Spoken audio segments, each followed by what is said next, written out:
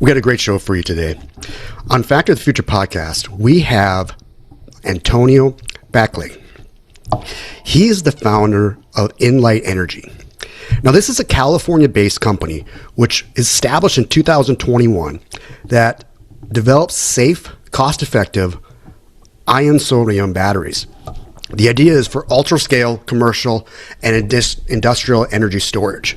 So not just the ones you pop into your video games and not. These are full-scale commercial batteries that are meant to run entire buildings. He launched his company with support from an active fellowship in partnership with the Lawrence Berkeley National Lab. A PhD and a postdoc alums of the Stanford's Material Science and Energy Department in the Chueh group, which is known for its advanced battery materials and electrochemistry. He led research in high energy density electrolytes for flow batteries. Earlier, he was among the first employees at a venture-backed clean energy startup, C12 Energy. He holds a bachelor's degree from Harvard in chemistry and physics with a secondary field in computer science. Originally from Hawaii, he now lives in San Francisco Bay Area with his wife and 2 children. Now, Alexandria and I, we go back and forth with Antonio throughout it, just trying to get a glimpse of what the market looks like as far as energy, particularly in the case of what we're dealing with today.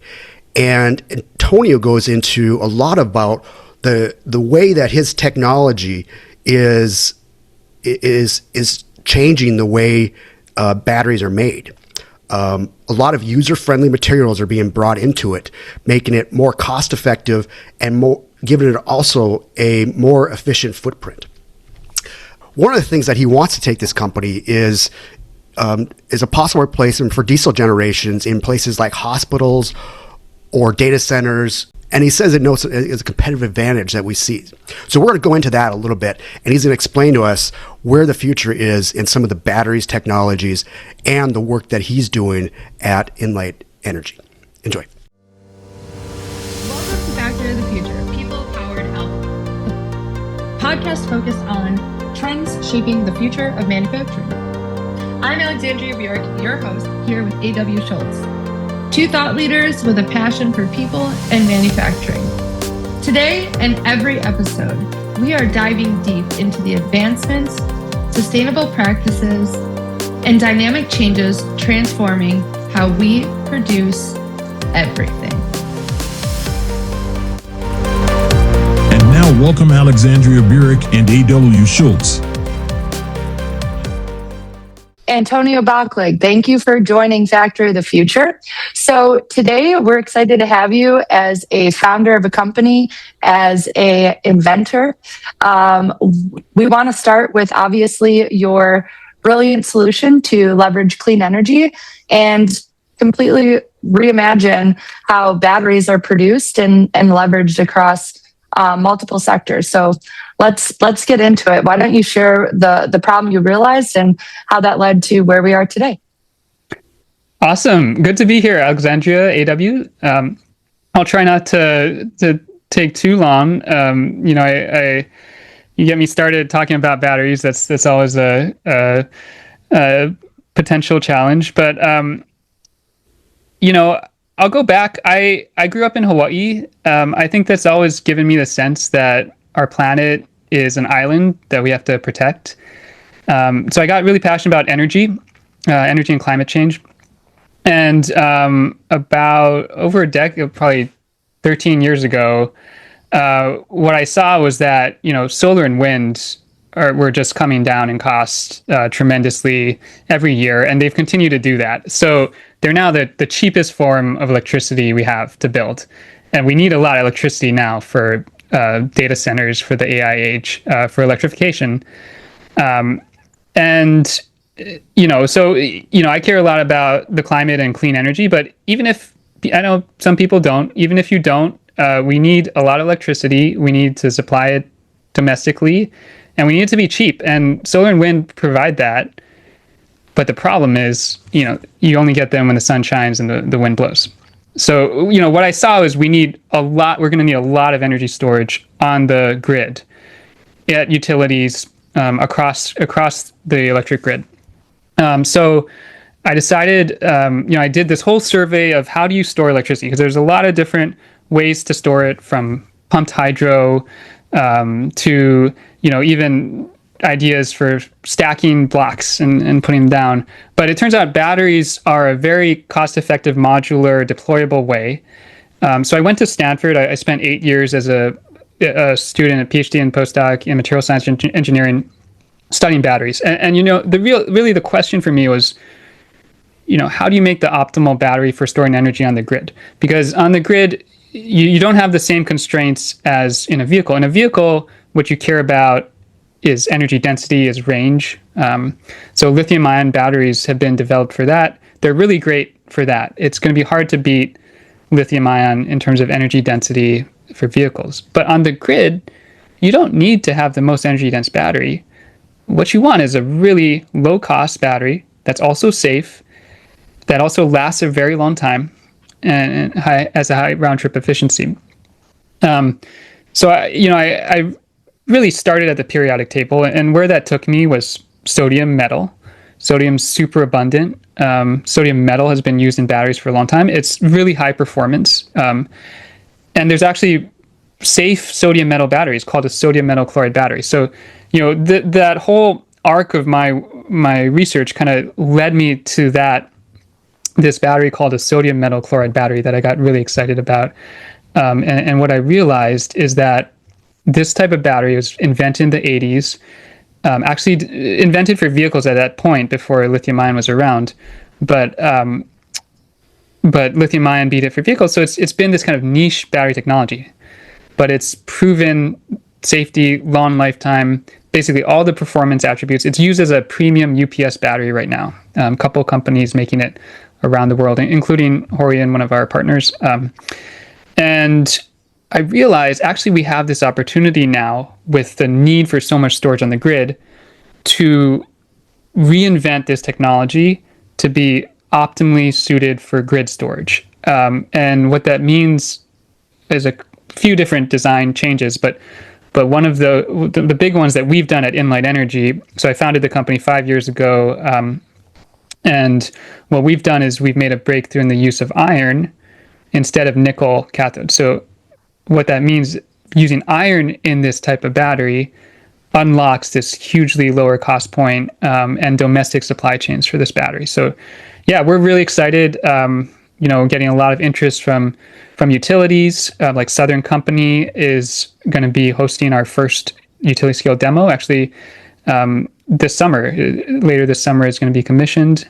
And from data centers, from commercial industrial customers, across the grid spectrum. So that's a little bit about what we're doing. Yeah, man, Antonio, Brilliant. I think our wheels are running for Alexandria and I. But what makes this battery different than others? Because I know there's you go to the hospitals or schools and they've got generators. Is this a replacement for a generator, or is this a replacement for a general use? Yes, thank you. Yes, great. Yeah, great question. So iron sodium batteries. So it's a different architecture than lithium ion, and different than sodium ion. So people that may have heard of lithium ion batteries may have heard of sodium ion batteries, but iron sodium, it has a ceramic membrane. I could get into the whole design of it, but those features allow it to have very long lifetime, intrinsic safety, so it doesn't have the fire risk of lithium ion, just due to the materials in it. You crush the cell. I mean, you've seen this over 40 years. You break the cell, it doesn't catch on fire. And actually, you can have the modules. So we make very large cells, and they go into big modules that you picture the size of a 20-foot shipping container, and individual cells can break, and the modules can continue operating. So it's very low maintenance as well. And then there's the abundant materials that make it up. So it's really the constellation of factors that make it better. Now, it is a little heavier than lithium-ion batteries. So, you put it into a vehicle, it's not, and it doesn't scale down as well. You're not going to put this into a cell phone. It's not a battery you can make in very small cells. But for making very large cells for the grid, it's extremely well suited. A little bit heavier, but you can stack them because of the safety. You don't have that fire risk. You can stack them easily. And again, you don't have that maintenance need, so you don't have to go up and do cell balancing every year like you would with a lithium-ion battery. So, what's cell balancing? I don't know what that is. Yeah. So, okay. Sorry, trying we're to going deep.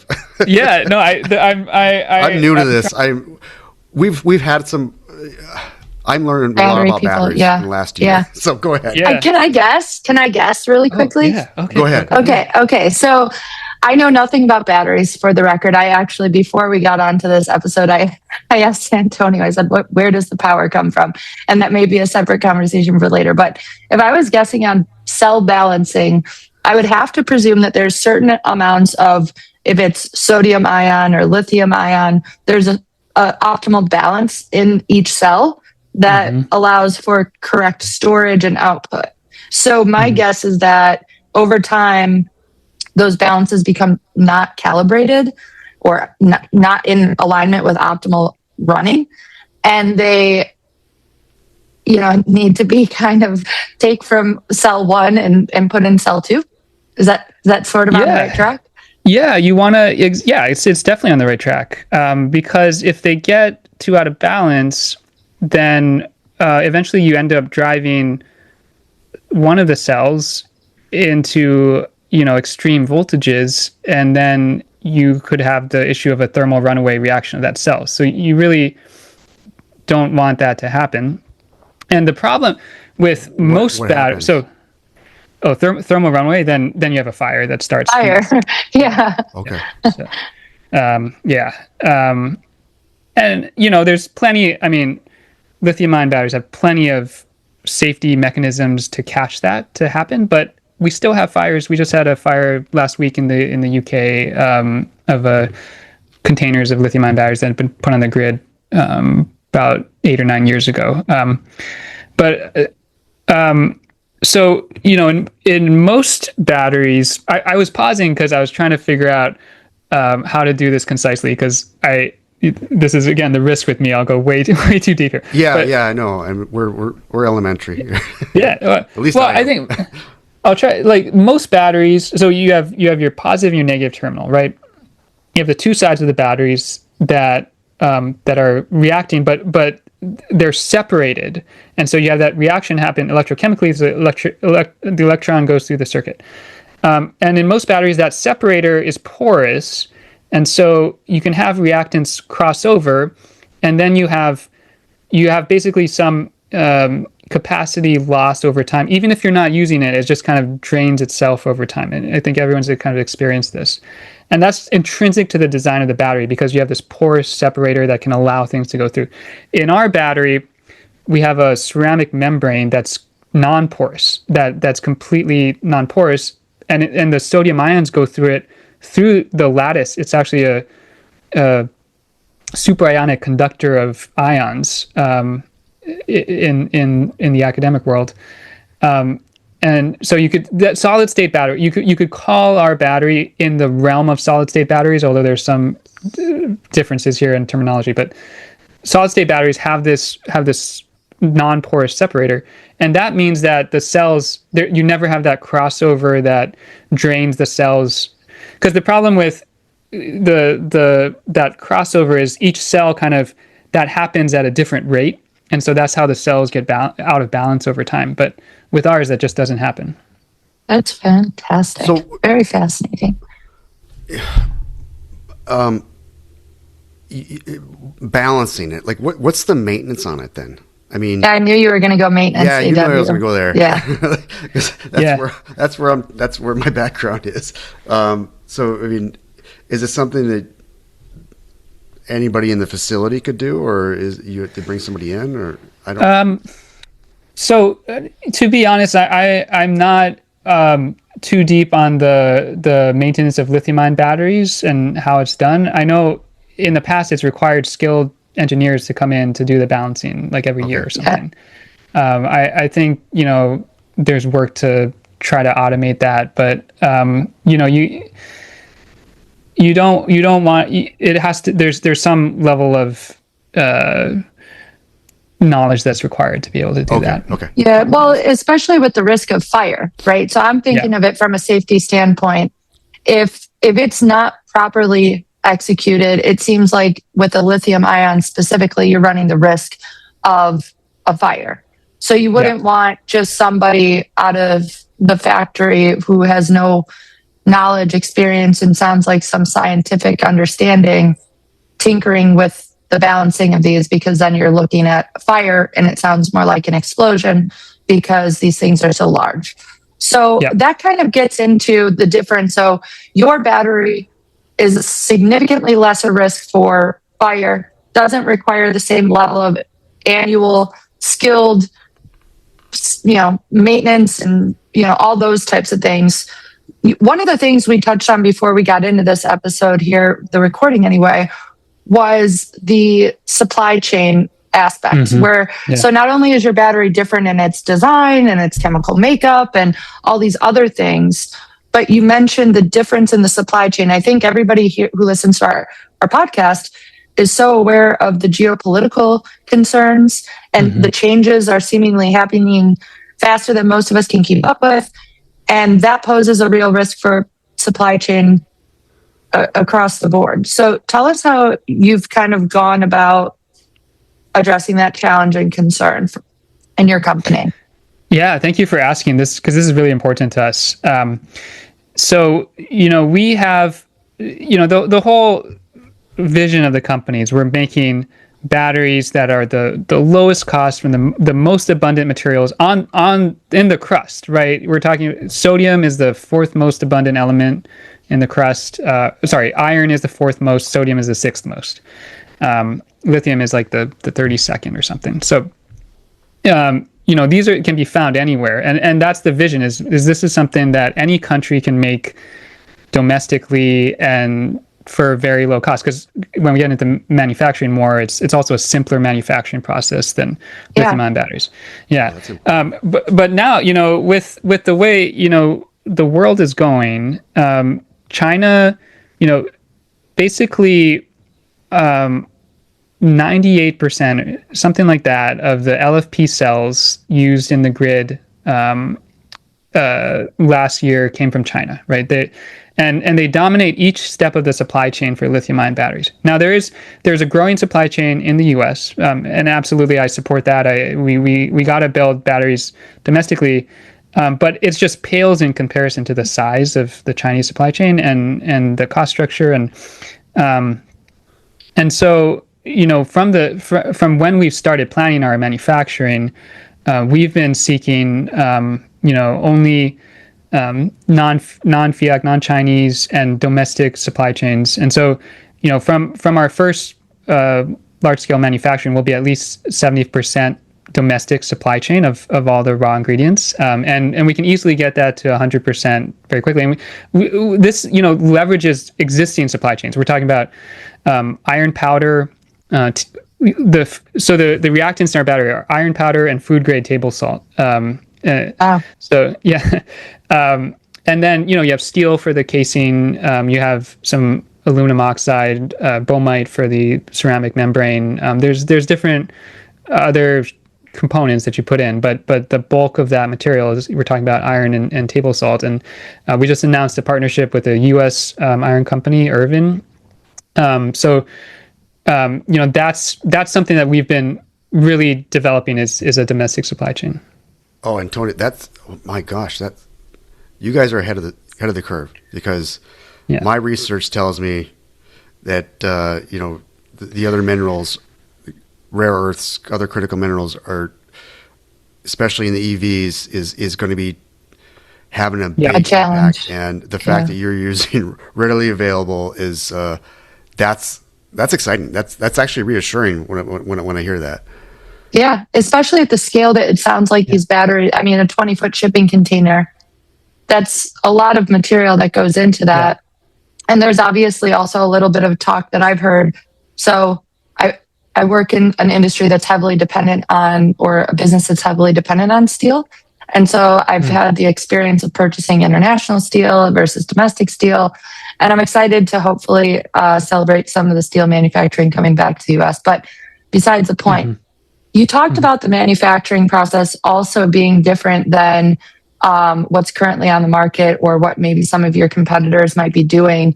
So you've got a reimagined, set of components and actual battery design, a reimagined supply chain that can be pretty much brought domestically 100%.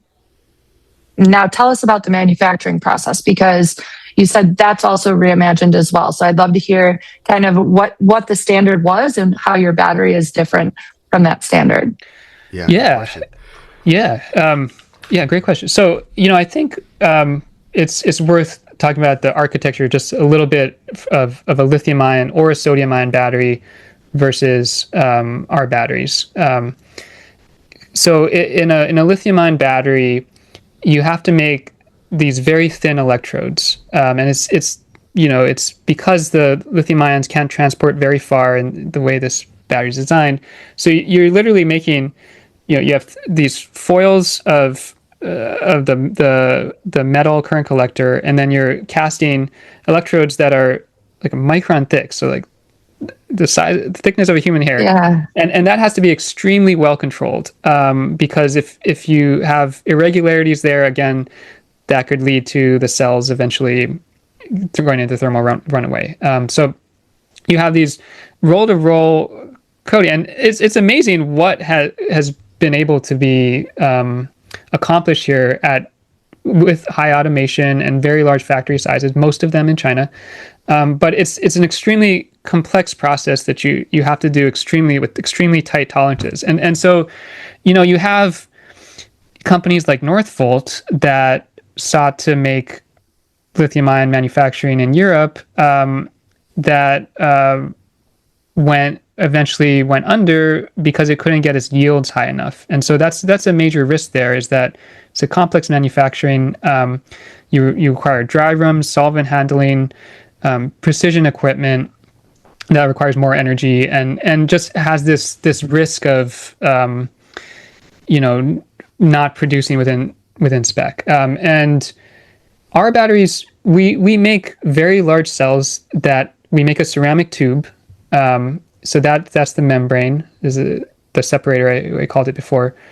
So there's this conventional ceramic processing. It's powder preparation, pressing, and then sintering of the ceramic. And we're actually talking to suppliers of ceramics in the U.S. If they can make the tubes for us, and they're excited to do that. So we could either do that in-house or have someone, a traditional ceramics company, make these ceramic tubes, and then it's just a matter of taking the iron and the table salt, mixing them together, pouring them into the tube. We don't have to make these tiny electrodes, and wow. So that's why it ends up being a lot simpler, and also the materials handling is a lot easier. It's not sensitive to that air and moisture. And then there's welding steps, there's sealing steps. There's a number of steps in here, but when you count it all up, you do all the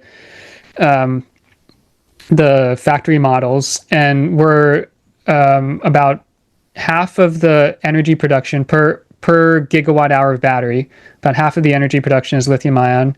We're less than 1/10 of the water usage, and we're 3 to 4 times more capital efficient in terms of building those factories. So when we talk about having to build out a lot of factories in the U.S., this is a much better way to go. Fantastic. Yeah, that's. So I have a question, I guess, about welding. So one of my friends is a welder, and actually my ex-boyfriend, he went through like this whole like reimagined life and self journey. He went from corporate America and like the Appalachian Trail and all this stuff. He also became a welder, and I understand it's very difficult. So are you seeing a shortage or an abundance of welders? Because one of the things AW and I talk a lot about is the skills gap, the workforce readiness for U.S. manufacturing. And so what I'm thinking is, do you have a lot of like advanced manufacturing positions that you're struggling to fill, or are you feeling pretty good? And how do you think about where you place your factories across the map of the US? So I guess that's a lot of questions I just threw at you. Yeah, great questions. Okay, so on the welding front, so we have actually our pilot manufacturing facility right now is in the UK. It's actually a long story. Try to tell shortly. We're a US-based company. I started the company 5 years ago. We're based in California, but I met the people who invented this technology. They're in the UK. The long story short is we ended up joining forces, and Inlyte Energy acquired their company. Yeah, so that's really given us this huge boost, leg up in being able to develop this battery technology, because we have the world experts in this area, and they have this existing pilot manufacturing line near Derby in the Midlands in the UK. So it's a pretty, to be honest, it's a pretty manual 30,000 square foot production line. We do TIG welding there. It has been hard to find people with that experience. Yes. But we have trained our own people to do that, and now they can do it very well. So, Cool. so we've had to do kind of our own in-house training on that. But in the larger factories, we'll be doing laser welding with automated systems. So we won't need a lot of weld. We'll have to do, when we make individual cells to test something, we'll have to have somebody that can do hand welding. But generally, it's going to go towards laser welding. In general, in building in the U.S., so we're looking at scaling up in the U.S. We're looking at a number of different sites across the country right now. But what we're looking for is, the usual things: electricity costs, labor costs, and rent of the facilities, and then logistics. Yeah. In terms of workforce, we generally we can train what we need in our factory. So that's not a big barrier to us about where we would go. Yeah. Can I ask, where do you find yourself circling around as far as geographical areas? Yeah, we've mostly been looking in the West since our headquarters are in California. But there are some interesting places around. I'll say right now we're pretty excited about New Mexico. Oh wow! Yeah. For a number of different reasons, but we're still evaluating different places. That's cool. I did a warehouse kind of location profile project. So I was looking at exactly those things, like what is the energy availability and cost, what is the labor market and availability, and all these things. And I was honestly thinking you were going to tell me that you were looking at Nevada because of the availability of electricity, the benefits for businesses, and some of those things. So New Mexico is interesting. Can you share what some of the attractive, kind of competitive advantages New Mexico brings to the table? I haven't heard that before. Yeah, New Mexico, the state has been extremely welcoming. They really want to build, the future economy there, the future domestic manufacturing economy. So that from that perspective, it's been really great to work with them as we plan our facility and the timeline and all of that. From all of those main inputs I mentioned, electricity, labor costs, rent, it's very attractive. I think one of the issues is it is a smaller state. So, if we were starting to build massive multiple factories at once, it'd be a little harder to fit in. But with our ramp, it's actually really well suited for us. Oh. Yeah, we've had other guests on the show, and they really brought us to light on some of the energy shortages, particularly up north. And it's kind of wondering what I was alluding to is, where are you looking up north or down south? And it sounds like, down south is the most prosperous area going right now. And these are things that are coming to light for myself, and I think for our viewers too. As far as where people are, or where organizations are pulling toward. So yeah. Okay, so I think we've covered a wide range of topics. Antonio, this has been such an awesome and out of my typical comfort zone and conversation, but I really, for that reason, fast and really enjoyed it, and I hope everybody else does too. Is there anything that you didn't get to share during this episode that you're kind of left, that you'd want to share now? It's been great. I'll just go back to that question about, the use cases and diesel backup, because, this is something that I think I was starting to answer it in one direction that got too long, but it's actually really exciting to us because what we found out over the last year is that our batteries are actually, the whole idea when I got excited about this technology is it's something that's both very low cost and high performance across the board. And it turns out if you're trying to replace diesel as a backup at a facility like a hospital or like a data center, because there's a ton of data centers being built, and diesel now is becoming a limit in terms of local emissions, in terms of community pushback, and that's the standard for backing up these data centers. We actually have a data center in Switzerland. We're going to do a pilot. Our first pilot at a data center will be in terms of a diesel replacement, and that's planned to be commissioned by the end of this year. And so we're seeing a lot of interest here. And what our batteries can uniquely do is have be cost competitive with diesel, and also footprint competitive, which is really hard for batteries to do. But basically, even though we're a little heavier than lithium-ion needs a lot of spacing between it, because you have this risk of a fire. And if you have a fire in one cell, you don't want that to propagate. And if it's in one container, you don't want that to propagate. So the standard is you have to put spacing between them. And so that makes it hard to fit that much that you need into that footprint of a diesel.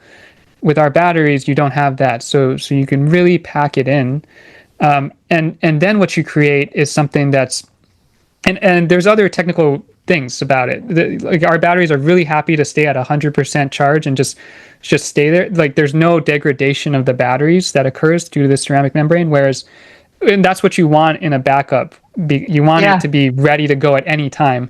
Lithium-ion doesn't like to be set at 100%. That's going to degrade capacity. So there's multiple reasons that turns out we're a really good solution here, and it's really exciting.